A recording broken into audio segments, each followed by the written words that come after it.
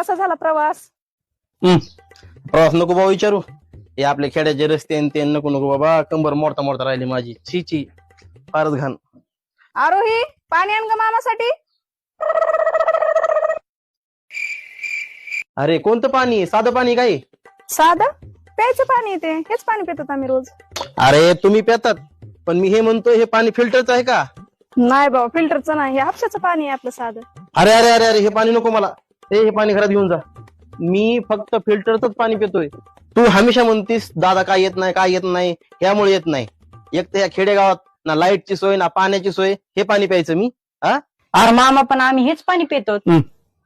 अरे ताई, याला सांगितलं ना कसं बोलायचं. हा ए तू शांत बस. दादा तू थांब, तू नको काळजी करू, मी दुकानावर पाण्याची बाटली आणायला लावते तुला. जाय दुकानावर पाण्याची बाटल आण. ह्याला 1-2 वर्षांना झाले जाऊन आणि फिल्टरच पाणी लागायले. वरून अपमान नाही करायला आपला.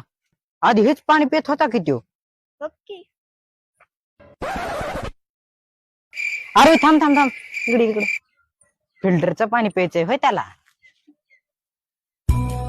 चल.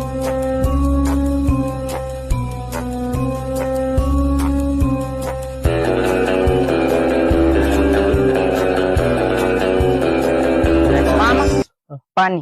हा शाबाश. मामा, मी उघडून देतो की, एवढं मायाच्याने होणार नाही होय.